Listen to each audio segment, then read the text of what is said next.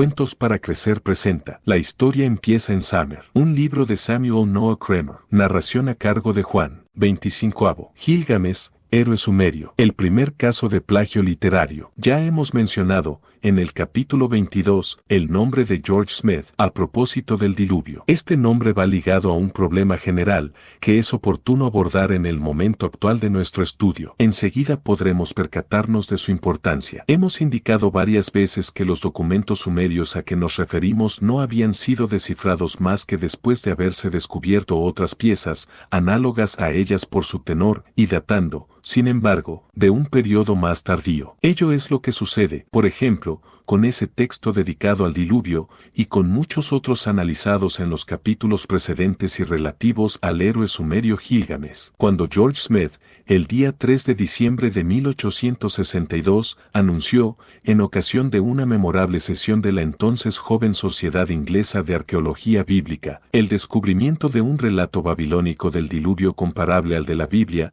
su comunicación hizo sensación en los medios científicos. Pero no fue poca su sorpresa cuando el mismo pudo constatar que este texto solo representaba una exigua porción, la tablilla 11, de un vasto conjunto de 12 cantos conservado en la biblioteca de Asurbanipal, rey asirio del siglo VII a.C.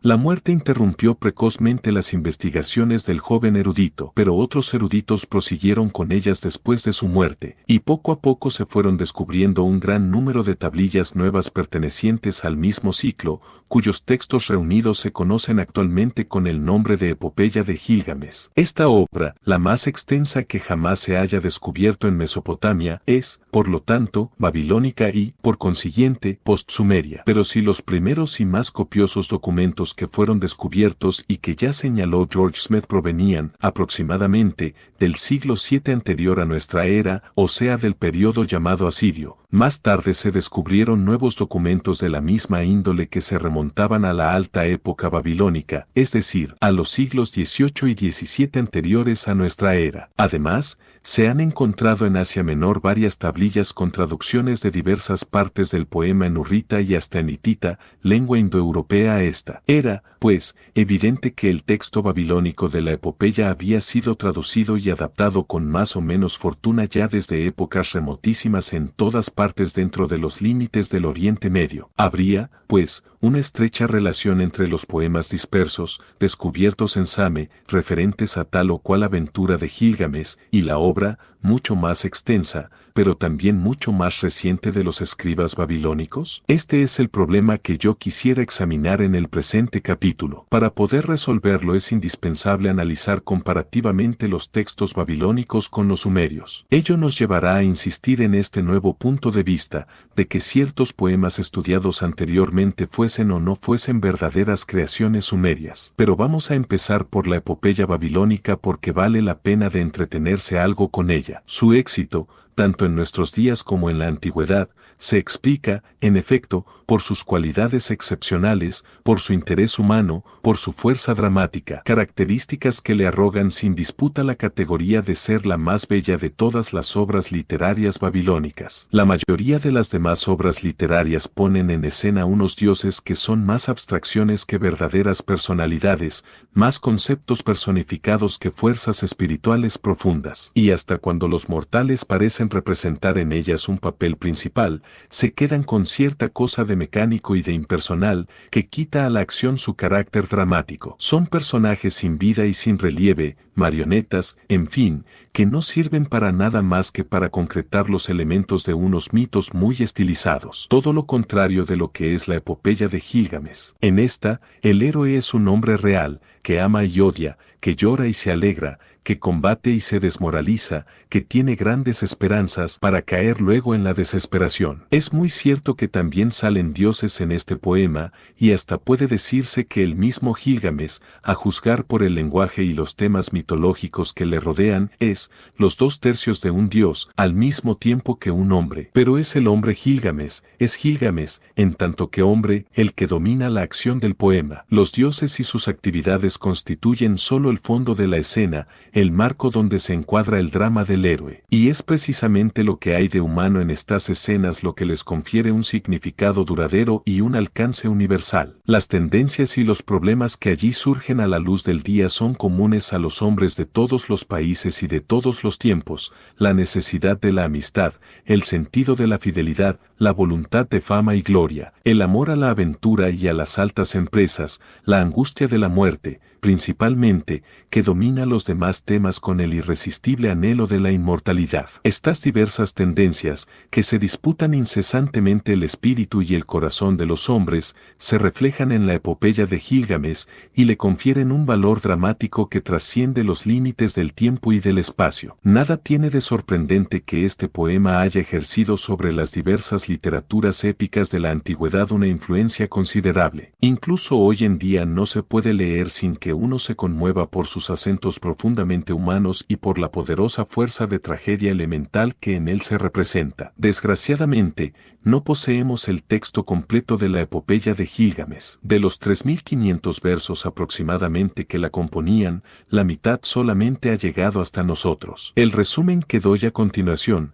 sacado de lo que subsiste de las 11 primeras tablillas, es, de todos modos, lo bastante sugestivo. Se verá, por otra parte, que este texto ofrece fructíferos puntos de comparación con los textos sumerios. La epopeya se inicia por una breve introducción que hace el elogio de Gilgamesh y de su ciudad, Uruk. Nos enteramos enseguida de que Gilgamesh, rey de esta ciudad, es un personaje inquieto, indomable, quisquilloso, que no tolera a ningún rival y oprime a sus súbditos. Tiene un apetito sexual verdaderamente rabelaisiano, y para satisfacerlo precisamente es por lo que se muestra más tiránico. Los habitantes de Uruk acaban por quejarse a los dioses y estos últimos entonces se dan cuenta de que Gilgamesh se está portando como un verdadero tirano y gobernando muy mal a sus súbditos porque todavía no ha encontrado quien le mande en este mundo. En consecuencia, los dioses envían a la tierra a la gran diosa madre Aruru, para que ponga fin a esta situación. Aruru modela con arcilla el cuerpo de Enkidu, que es una especie de bruto cubierto de vello y provisto de una larga cabellera. Este ser primitivo ignora todo lo que sea civilización y vive desnudo en medio de las fieras que rondan por la llanura. Tiene más de animal que de hombre, y, sin embargo,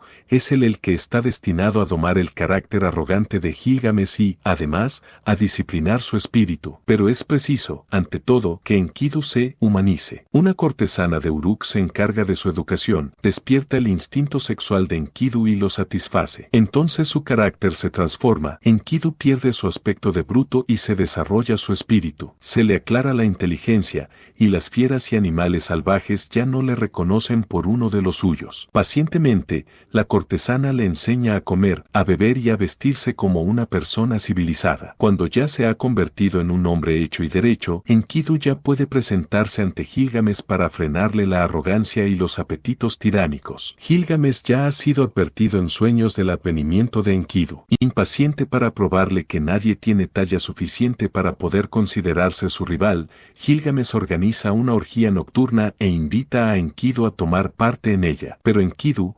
escandalizado por el libertinaje de Gilgamesh, quiere impedirle la entrada en la casa donde esta fiesta indecente debe tener lugar. Este es el pretexto que Gilgamesh esperaba. Los dos titanes, el ciudadano astuto y el hombre inocente de la llanura, llegan a las manos. Enkidu parece que al principio lleva las de ganar, pero, bruscamente, sin que sepamos por qué, la ira de Gilgamesh se desvanece, y a pesar de que acaban de batirse encarnizadamente, los dos adversarios se abrazan y hacen las paces. Este combate es el punto de partida de una larga e inalterable amistad que llegará a ser legendaria. Los nuevos amigos, desde ahora inseparables, llevarán a cabo juntos toda suerte de hazañas heroicas. No obstante, Enkidu no se siente dichoso en Uruk. La vida de placeres y molicie que allí está llevando le debilita. Gilgamesh le confía entonces que él tiene la intención de dirigirse al lejano país de los cedros para matar a su temible guardián, Uguaba, y purgar este país de todo lo que está mal. Pero Enkidu,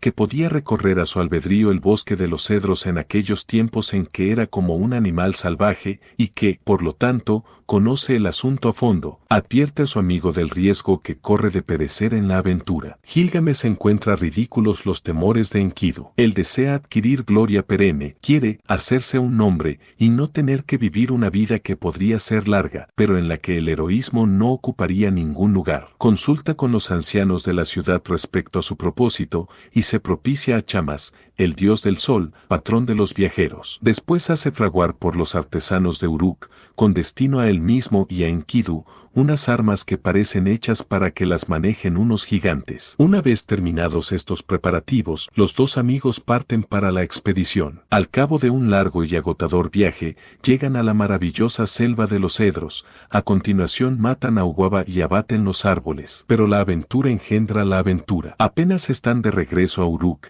que la diosa del amor y la lujuria, Istar, se enamora del hermoso Gilgamesh. Con objeto de seducirlo, hace reflejar a sus ojos el señuelo de unos favores extraordinarios. Pero Gilgamesh ya no es el tirano indomable de antes. Sabe perfectamente que la diosa ha tenido numerosos amantes y que ella es, por naturaleza, infiel. En consecuencia, Gilgamesh se burla de las proposiciones que le hace la diosa y las rechaza con desprecio olímpico. Decepcionada y cruelmente ofendida, Istar pide al dios del cielo, Anu, que envíe el toro celeste a Uruk para matar a Gilgamesh y destruir la ciudad. Anu, al principio, se niega, pero Istar le amenaza con hacer salir los muertos de los infiernos, y, ante la tremenda amenaza, el dios cede. El toro celeste desciende a la tierra, devasta la ciudad de Uruk y hace una horrorosa matanza de guerreros, a centenares. Pero Gilgamesh y Enkidu atacan al monstruo y, aunando sus esfuerzos, consiguen darle muerte después de un furioso combate. He aquí, pues, a nuestros dos héroes en la cumbre de la gloria. La ciudad de Uruk resuena con los cánticos de sus hazañas. Pero una fatalidad inexorable pone fin cruelmente a su dicha. Como que Enkidu ha tomado parte activa en el asesinato de Uguaba y en la muerte del toro celeste,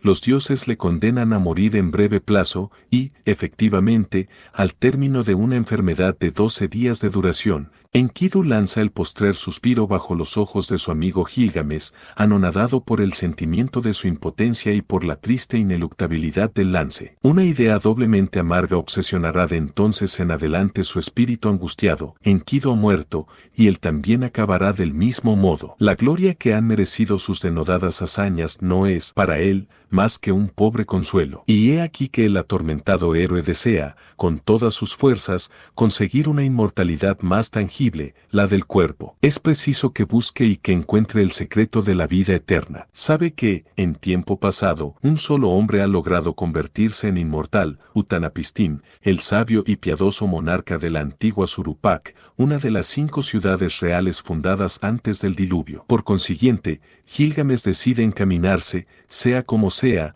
al lugar donde vive Utnapishtim, al otro extremo del mundo. Este héroe inmortalizado le revelará, tal vez, el precioso secreto de la vida eterna. Traspasa montañas, atraviesa llanuras, el viaje es largo y difícil, y Gilgamesh pasa por la prueba del hambre. Debe luchar sin cesar con los animales que le atacan. Finalmente, atraviesa el mar primordial, las aguas de muerte. El altivo monarca de Uruk ya no es más que un pobre pelele descarnado y miserable cuando llega en presencia de Utnapishtim. Tiene largas e hirsutas barba y cabellera, y su cuerpo sucio y pringoso va cubierto de pieles de animales. Gilgamesh suplica a Utnapishtim que le enseñe el secreto de la vida eterna, pero la conversación que entabla con él el anciano rey de Surupak es francamente decepcionante. Utnapishtim le refiere prolijamente la historia del espantoso diluvio que los dioses provocaron antaño en la tierra para exterminar a todo bicho viviente y le confiesa que él mismo habría perecido de no haber podido cobijarse en un gran navío que el dios de la sabiduría, Ea,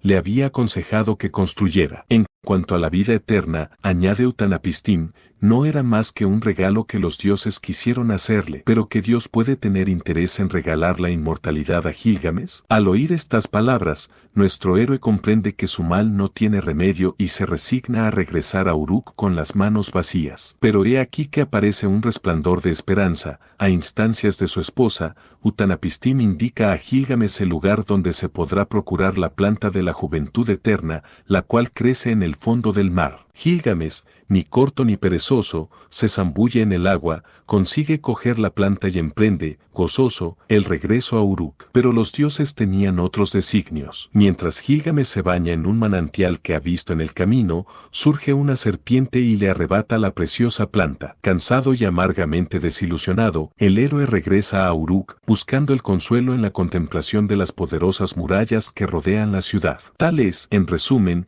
el argumento del texto conservado en las 11 primeras tablillas de la epopeya babilónica de Gilgamesh. Al final de este capítulo hablaremos de la que suele denominarse tablilla 12, aunque no forme parte del poema. ¿Cuándo fue compuesta esta obra? He dicho al principio de estas páginas que se habían encontrado en diversas tablillas unos pasajes de una versión más antigua, de los siglos XVII y XVIII antes de Jesucristo. Una comparación entre el texto de esta versión en babilonio antiguo y la de la versión asiria que poseemos confirma que el poema, bajo la forma en que lo conocemos, ya estaba muy extendido en la primera mitad del segundo milenio antes de Jesucristo. Resuelta esta cuestión, vamos a ver cómo se puede abordar el problema, siempre delicado, siempre importante también para el sumerólogo, de los orígenes de la epopeya de Gilgamesh. En realidad, basta examinar superficialmente el texto para darse cuenta de que esta obra babilónica, es decir, redactada por semitas y en una lengua semítica, revela en diversas partes su origen sumerio y no semita, y ello a despecho de la antigüedad de la versión babilónica. Los nombres de los protagonistas,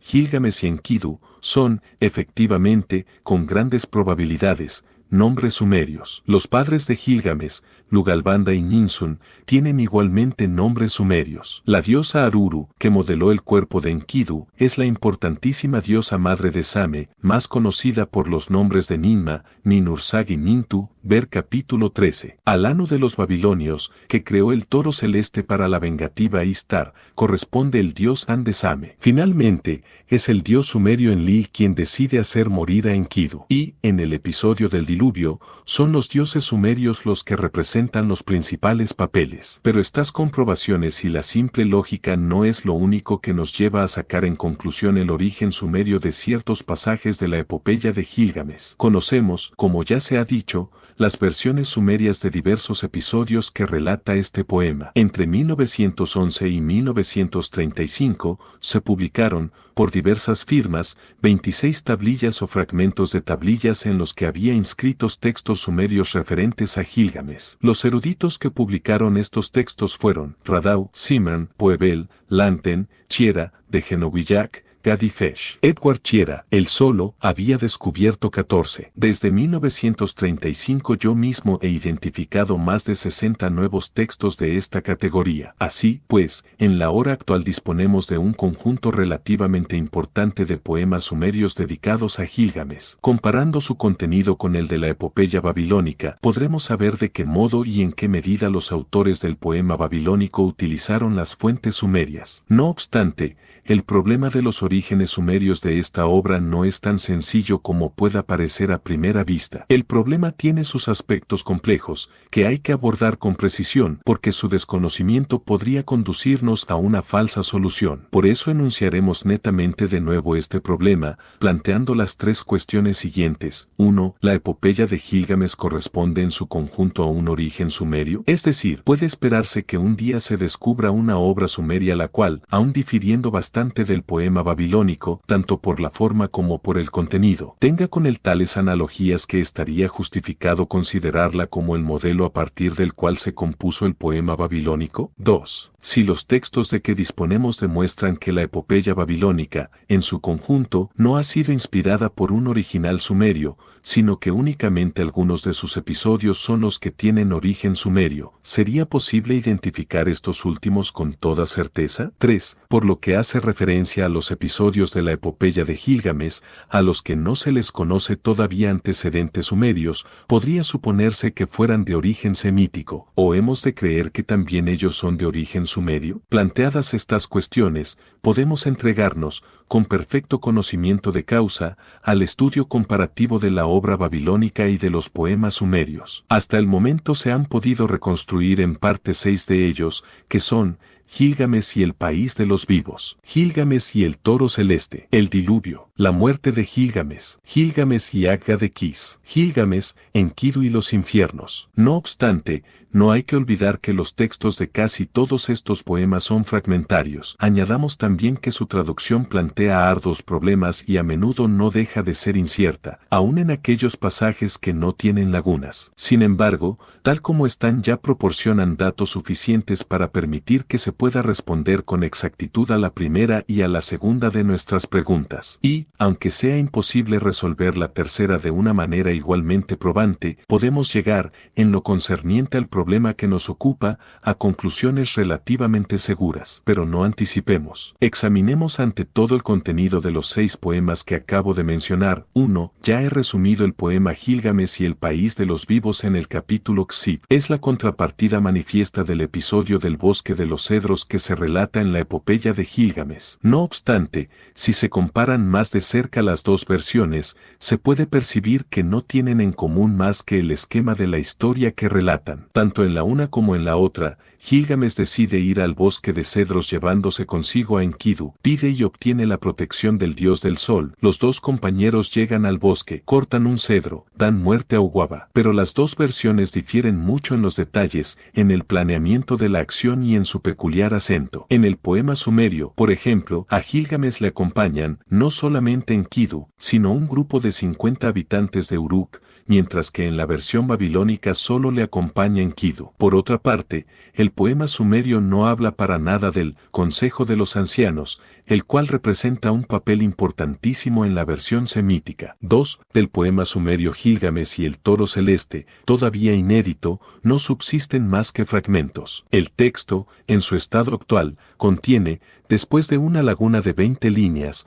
un discurso dirigido a Gilgamesh por la diosa Inanna, la Istar de los babilonios. Inanna la habla de los regalos que ella está dispuesta a hacerle y de los favores que ha decidido concederle. Podemos fácilmente suponer que, en las líneas que faltan, Inanna ofrecía su amor a Gilgamesh. Después del discurso de la diosa hay una segunda laguna. En este pasaje, el héroe probablemente rechazaba las proposiciones de Inanna. Cuando el poema reanuda su curso, nos encontramos con Inanna en presencia de An, el dios del cielo, pidiéndole que ponga a su disposición el toro celeste. An, al principio, se lo niega, pero Inanna le amenaza con hacer intervenir a todos los grandes dioses del universo. Asustado, An cede a su demanda, e incontinenti Inanna suelta el toro celeste contra Uruk y devasta la ciudad. Se leen más adelante las palabras que Enkidu dirige a Gilgamesh, y a continuación, el texto de que disponemos se hace ininteligible. Ignoramos completamente el final del poema, que, sin duda, relataba el combate victorioso de Gilgamesh contra el toro. Si comparamos este poema sumerio con el pasaje de la epopeya de Gilgamesh que le corresponde, veremos que las grandes líneas del relato son indiscutiblemente las mismas tanto en uno como en otro poema. En los dos poemas,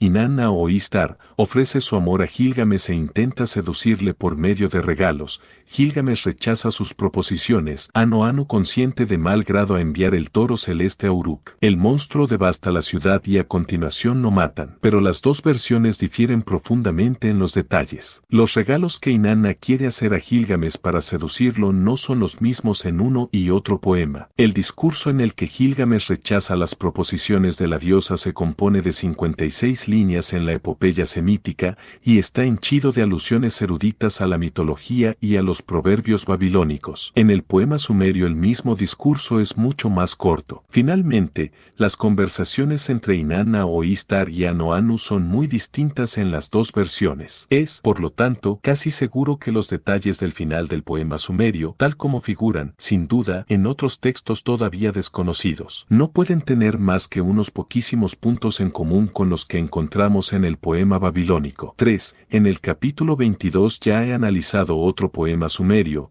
el diluvio, y allí mismo he dado la traducción del pasaje en que se relata el episodio al que debe el título. Ahora bien, la historia del diluvio constituye la mayor parte de la tablilla 11 de la epopeya epopeya de Gilgamesh. Estudiándola podemos hacernos una idea de algunos de los procedimientos que empleaban los poetas babilónicos cuando se entregaban a plagios literarios. El episodio sumerio del diluvio forma parte de un poema cuyo tema principal era la inmortalización de Ziusudra, pero los autores babilonios supieron utilizar hábilmente este argumento mitológico para sus propios fines. Así, en el momento en que, en la epopeya, Gilgamesh, extenuado, llega ante Utanapistim, el equivalente babilónico de Ziusudra, y pretende obtener de él el secreto de la vida eterna. Nuestros autores, en lugar de poner en boca del rey inmortalizado una respuesta breve y precisa, aprovecharon la ocasión que se les ofrecía para exponer, a su manera, el mito del diluvio. Y como que la primera parte del poema sumerio, la que trata de la creación, no les era, en semejante ocasión, de ninguna utilidad, la dejaron tranquilamente de lado y no retuvieron más que el episodio del diluvio, cuyo tema les interesaba. Pero al hacer de Utanapistim, por otro nombre Ziusudra, el narrador,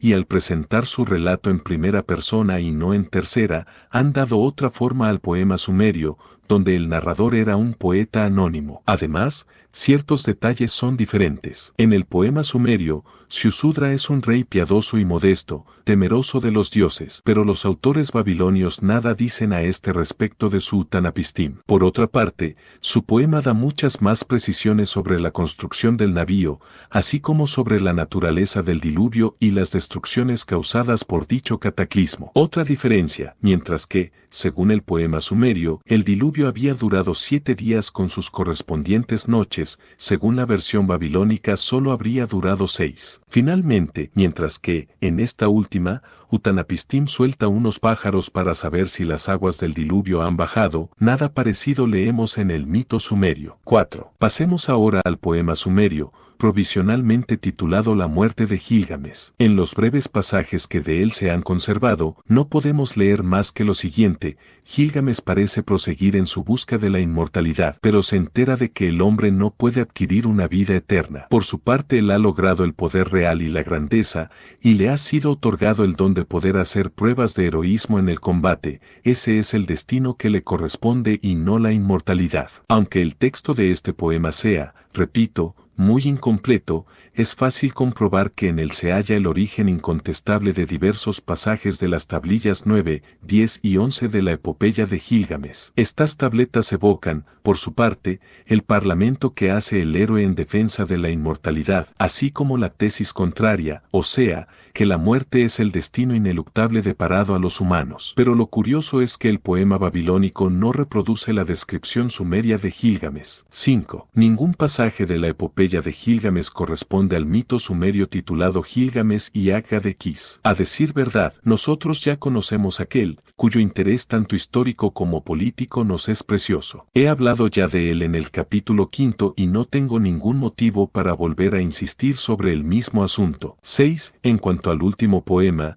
Gilgamesh, Enkidu y los infiernos, me reservo el derecho de demostrar, al final del presente capítulo, los plagios que de él hicieron los escribas de Babilonia. He aquí, pues, terminado este análisis comparativo de los poemas sumerios al que debemos recurrir para poder responder a las cuestiones planteadas. ¿Cuáles son las respuestas? 1. ¿Existe una versión original sumeria del conjunto de la epopeya de Gilgamesh? Decididamente, no. Los poemas sumerios son de muy diversa extensión y se componen de narraciones distintas, sin que tengan relación unos con otros. Los babilonios han demostrado ser unos innovadores al modificar los diversos episodios que plagiaron de los sumerios y al relacionarlos entre sí de manera que formen un todo coherente. En este sentido, la epopeya de Gilgamesh es, claramente, su obra. 2. ¿Estamos en condiciones de poder identificar los episodios de la epopeya que son de origen sumerio? Sí, hasta cierto punto. Conocemos los modelos sumerios del episodio del bosque de cedros, tablillas 3 a 5 del poema babilónico, del toro celeste, tablilla 6, de diversos pasajes de la busca de la inmortalidad, tablillas 9, 10 y 11,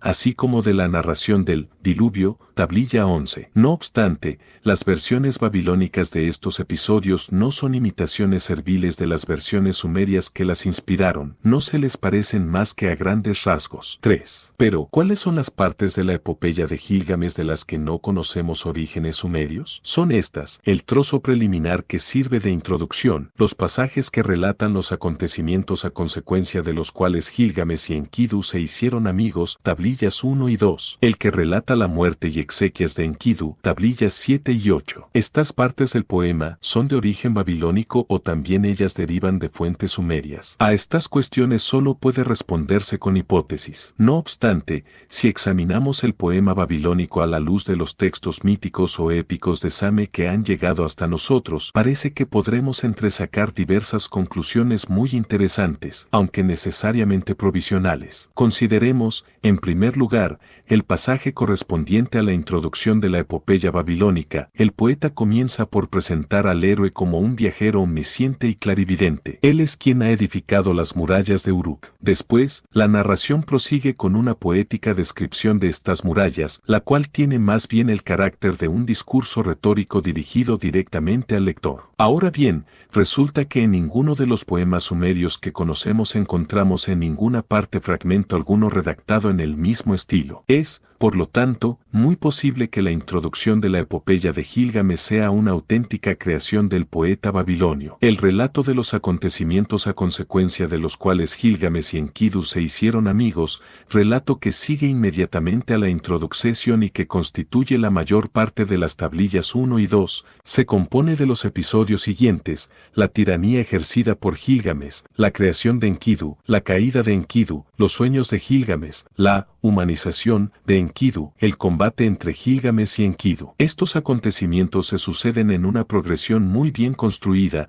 de la cual el pacto de amistad entre los dos héroes marca el punto en que cristaliza el resultado lógico. Siguiendo siempre dentro del mismo espíritu, el poeta ha utilizado, a continuación, el tema de la amistad para traer a colación el episodio del viaje. Todo esto es muy diferente de lo que leemos en el pasaje correspondiente de Gilgamesh, Enkidu y los infiernos. Tenemos, pues, derecho a suponer que no descubriremos nunca ningún relato sumerio en el que se narren los acontecimientos tal como están expuestos en la epopeya babilónica. No obstante, no me extrañaría que algún día se encontrasen los orígenes sumerios de tal o cual pasaje de dicha epopeya, relativos a tal o cual suceso particular. En todo caso, los temas mitológicos que aparecen en los episodios que tratan de la creación de Enkidu, de los sueños de Gilgamesh y del combate entre los dos héroes, reflejan ciertamente la influencia sumeria. Por el contrario, seremos más prudentes en nuestras afirmaciones en lo que hace referencia a la caída y a la humanización de Enkidu. Y por otra parte, la idea según la cual la sabiduría es el fruto de la experiencia sexual, sería de origen semítico o sumerio. De momento no nos hallamos en condiciones de poder responder a esta interesante cuestión. Por el contrario,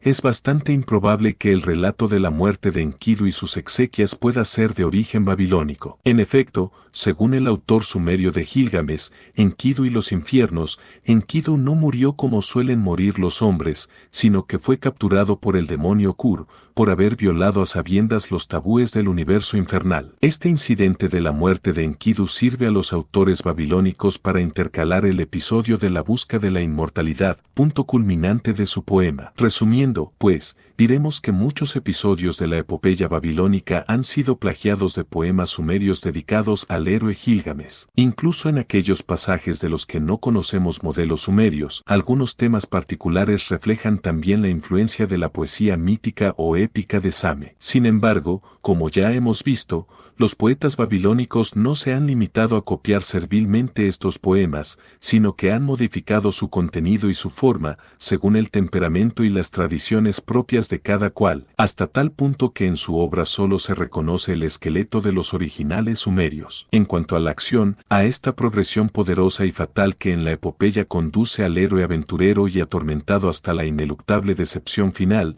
no hay duda de que es una creación de los babilonios. Hay que reconocer, pues, en toda justicia que, a pesar de haber evidentemente recurrido a fuentes sumerias, la epopeya de Gilgamesh es una obra semítica. Pero esto solo es verdad de las 11 primeras tablillas del poema, ya que la tableta 12, la última, no es otra cosa sino una traducción textual en lengua accadia o, si se quiere, babilónica y semítica de la segunda mitad de un poema sumerio. Los escribas babilónicos la unieron a las tablillas precedentes sin preocuparse del sentido ni de la unidad de la epopeya. Se había sospechado desde hacía algún tiempo que esta tablilla 12 no representaba más que una especie de apéndice a las 11 primeras que forman un conjunto unido, pero no se tuvo la prueba de ello hasta que el texto del poema sumerio Gilgamesh, Enkidu y los infiernos hubo quedado definitivamente establecido y traducido. No obstante, C.J. Gad, antiguo conservador de las antigüedades orientales en el Museo Británico, quien había publicado en 1930 una tablilla de Ur en la que figuraba una parte de este poema, había comprobado, ya desde esta época, una estrecha correlación entre su contenido y el de la tablilla 12 de la epopeya semítica. El texto de Gilgamesh, Enkidu y los infiernos no ha sido todavía publicado íntegramente. Empieza por un prólogo de 27 líneas cuyo contenido nada tiene que ver con lo que sigue. Las 3 primeras líneas, como ya hemos visto en el capítulo 13, nos proporcionan detalles precisos muy importantes sobre la idea que se hacían los sumerios de la creación y del universo, mientras que las otras 14 describen el combate librado al monstruo Kur por el dios Enki. Ver el capítulo 24. A continuación viene el relato propiamente dicho. Un pequeño árbol ulupu, se trata quizás de una especie de sauce, crecía a orillas del Eufrates, que lo nutría con sus aguas. Un día,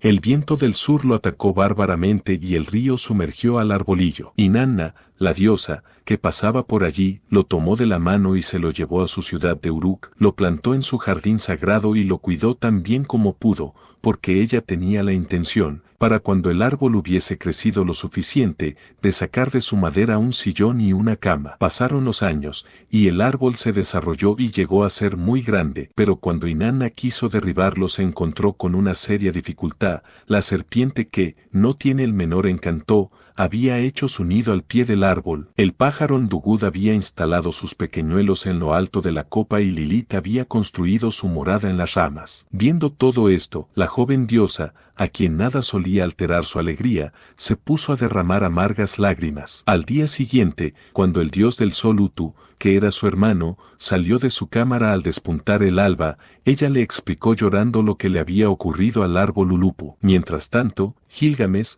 habiéndose percatado severamente de sus cuitas, vino en su auxilio a usanza caballeresca, se vistió con su armadura, que pesaba 50 minas, y con su hacha, que pesaba 7 talentos y 7 minas, mató la serpiente. Espantado, el pájaro Ndugud salió volando como una flecha con sus polluelos hacia la montaña. En cuanto a Lilith, huyó al desierto sin pedir explicaciones. Entonces, ayudado por los hombres de Uruk que le habían acompañado, Gilgamesh taló el árbol y se lo dio a Inanna para que de su madera pudiera sacar un sillón y una cama, como era su intención. Pero hay que suponer que la diosa había cambiado de idea, porque se sirvió del trono del árbol para fabricarse un puku, seguramente sería una especie de tambor, y, con una de las ramas, se hizo un mikku, un palillo de tambor. Siguen 12 líneas en las que se nos explica lo que hizo Gilgamesh en Uruk con el puku y el mikku en cuestión. Aunque el texto de este pasaje esté intacto, su significado se nos escapa completamente. En él se hace probablemente alusión a ciertos procedimientos tiránicos del héroe,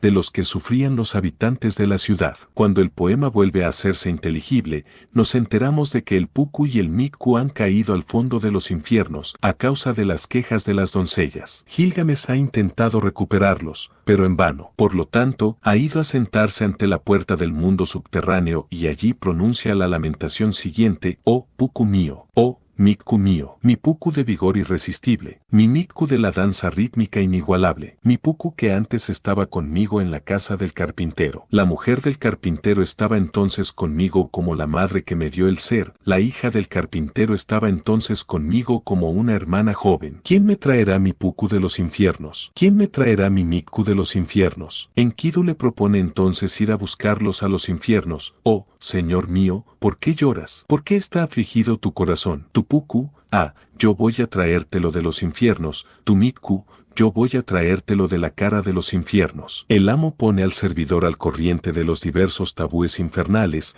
los cuales no debe violar a ningún precio. Y Gilgamesh dice a Enkidu: si ahora tú desciendes a los infiernos, voy a decirte una palabra, escúchala, voy a darte un consejo, síguelo, no te pongas ropas limpias, sino como el enemigo. Los administradores infernales se adelantarían. No te untes con el buen aceite del bur, sino con su olor, todos se apiñarían a tu alrededor. No lances el bumerán a los infiernos, sino aquellos a los que hubiera tocado el bumerán te rodearían. No lleves ningún bastón en la mano, sino las sombras revolotearían a tu alrededor. No te calces con sandalias, dentro de los infiernos no sueltes ningún grito, no beses a tu esposa bien amada, no pegues a tu esposa detestada, no beses a tu hijo bien amado, no pegues a tu hijo detestable. Si no el clamor de Kur se apoderaría de ti, el clamor por aquella que está echada, por aquella que está echada, por la madre de Ninasu que está echada, cuyo cuerpo sagrado no cubre ninguna ropa, cuyo pecho santo no vela ningún tejido. En el pasaje que se acaba de leer, la madre de Ninasu es, sin duda,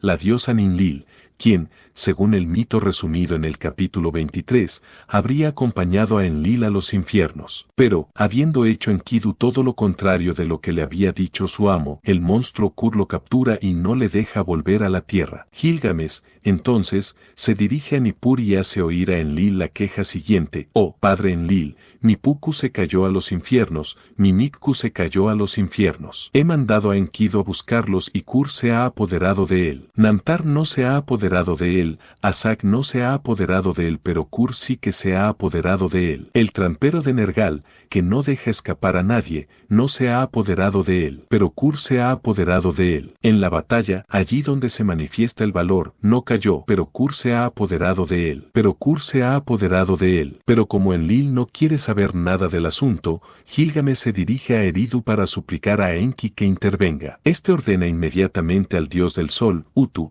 que abra un boquete en el techo de los infiernos para que Enkidu pueda volver a la tierra. Utu obedece y la sombra de Enkidu aparece ante Gilgamesh. El amo y el criado se abrazan y Gilgamesh pide al resucitado que le cuente todo lo que haya visto en la mansión de los muertos. Las 7 primeras preguntas que le hace se refieren a la manera como los hombres que han tenido, de 1 a 7 hijos, son tan tratados en el mundo subterráneo. La continuación del poema es muy fragmentaria, pero nos quedan, sin embargo, algunas porciones del diálogo entre Gilgamesh y Enkidu sobre la manera como tratan en los infiernos a los servidores del palacio, a las mujeres que han sido madres, a los hombres que han muerto en el campo de batalla, a los muertos de los que nadie se ocupa en la tierra después de su defunción, y a aquellos cuyos cadáveres han quedado insepultos en la llanura. Lo que acabo de resumir es la traducción textual de la segunda parte del poema que los escribas babilónicos añadieron a la epopeya de Gilgamesh, de la que constituye la tablilla 12. Este texto sumerio recientemente descubierto ha sido de un valor inestimable para los asiriólogos,